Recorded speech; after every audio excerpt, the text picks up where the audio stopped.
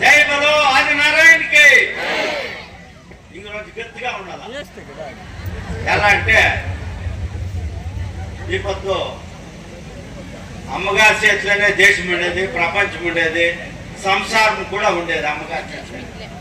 మీరందరూ మనసు చేస్తే సంసారం పెంచవచ్చు, దాంట్లో ఉత్తరాగం చేయొచ్చు. అట్లా ఈ పొద్దు కార్యక్రమానికి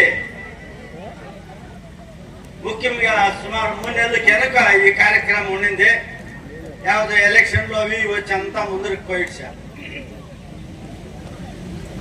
మన ఆదినారాయణ గారు పోయిన ఎలక్షన్ లో దగ్గర ఓట్లలో సోల్పోయినా కూడా ఆయన ఎదుగుండలేదు, వెనక్కిపోలేదు, తాలూకు రాకుండా ఉండలేదు. ప్రతి ఒక్క కార్యక్రమాల్లో, ప్రతి ఒక్క ఆటపాటాల్లో అంతా భాగవహించుకొని జనాల్లో చేరుకొని మిళితమైన అట్లా ఒక మనిషి మన ఆదినారాయణ గారు. అట్లా వాళ్ళు సుమంగలి కార్యక్రమాన్ని కొత్తూరు మంజునాథ్ ఆదినారాయణ ఇద్దరు చేరుకొని ఈ కార్యక్రమం ఏర్పాటు చేయన్నారు. ఈ కార్యక్రమంలో భాగవహించే వేదిక పైన వేదిక ఉండేట్లా అంత బంధు భగినీలారా మేమేమి ఇచ్చిగా మీకేం చెప్పే పని లేదు. ఇందిరాగాంధీ ప్రధానమంత్రి అయినప్పుడు నేను కొంచెం వెనక్కిపోయి మాట్లాడతాను. నెలకి 30 రూపాయలు ముసలివాళ్ళ పెన్షన్ చేపించిండ, ఓల్డ్ ఏజ్ పెన్షన్ అని. అందరికీ తెలుసు కదమ్మా, తెలుసా తెలీదా? అందరికీ తెలుసు. 30 రూపాయలు నెలకి పెన్షన్ ఆయన మంజూరు చేసింది. ఈ పొద్దునమో 1000కి పైన అయింది ఒక మనిషికి. ఆ పెన్షన్ 1100 నుంచి 1600 రూపాయల వరకు పోయింది. అట్లా ఒక స్కీమ్ తెచ్చింది ఇందిరాగాంధీ. పేదోళ్ళకి సైట్లు లేని వాళ్ళకి సైట్లు ఇచ్చింది ఇందిరాగాంధీ. ఇండ్లు లేని వాళ్ళకి ఇండ్లు ఇచ్చింది ఇందిరాగాంధీ. జమీన్ లేని వాళ్ళకి జమీన్ ఇచ్చింది ఇందిరాగాంధీ.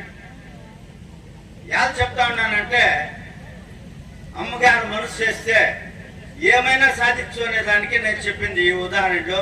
అది ఒకటే కాదు, బంగ్లాదేశంకి యుద్ధానికి పోయి పాకిస్తాన్ పోయిన బంగ్లాదేశం గెలిపించి ఒక దేశం ప్రయత్నం చేస్తుంది.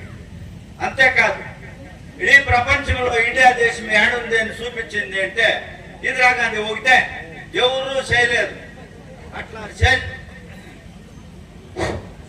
అట్లా కాంగ్రెస్ పార్టీ మూలకము ఆయన చేసినటువంటి స్కీములు ఈ బతికి పారుతా ఉన్నాయి. ఇంక ముందర సూర్యచంద్రులు ఉండే వరకు కూడా పారుతా ఉంటాయి.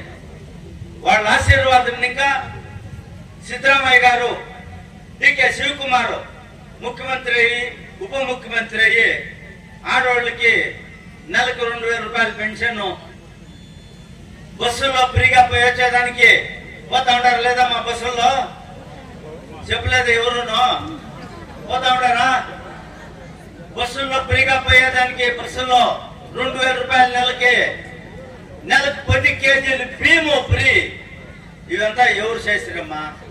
కాంగ్రెస్ గవర్నమెంట్, సిద్ధరామయ్య, డికే శివకుమార్ వీళ్ళంతా జరుపుకొని చేసిరి. అది కాకుండా చిన్నోళ్ళకి, వయసు చిన్నోళ్ళకి, డిగ్రీ పాస్ అయిన వాళ్ళకి నెలకు 2000 రూపాయల పెన్షన్, 3000 రూపాయలు నెలకు 3000 రూపాయల పెన్షన్. అది ఒకటే కాదు, అన్ని స్కీములు తెచ్చిచ్చింది ఇందిరాగాంధీ. ఆ ఒక తల్లి పేరుతో ఈ పొద్దునమో ఈ రాష్ట్రం బాగా ఉద్దారకమైంది, బాగా ప్రపంచం కూడా బాగా పెరిగింది. అయితే మొన్న మన జనాంగం 26 జనమని గుండు పెట్టి సాల్వ్ చేశారు జమ్మూ కాశ్మీర్ లో. రక్షణ మంత్రి ఏం చేస్తా ఉండే, కంప్లీట్ ఒక వారం దొంగలు ఉగ్గురులంతా ఆరేడా బయట దాముకోనుండి కొట్టేసారు మనల్ని. వీళ్ళేం చేస్తా ఉండే, రక్షణ మంత్రి కానీ మోదీ కానీ ఏమి చేయలే. ఇప్పుడు ఊతలాలు కొడతా ఉన్నారు, అట్లా చేస్తాం ఇట్లా చేస్తాము అని. ఇది ఒక ఛాన్స్ ఇక్కిండే వాళ్ళ పైన దుంకేదానికి. వాళ్ళంతా కొట్టేయచ్చుగా ఉండే, కొట్లే.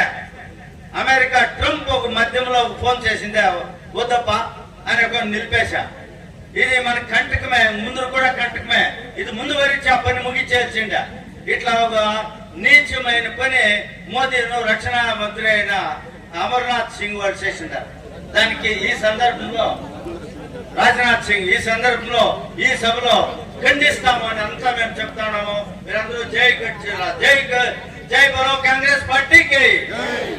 ఈ సందర్భంలో ఖండిస్తా ఉన్నాం. పత్రికా ప్రతినిధులు మాధ్యమ మిత్రులతో ఇది చాలా ఎలా అంటే ఈ దేశానికి చాలా ముప్పైన సంగతి అది.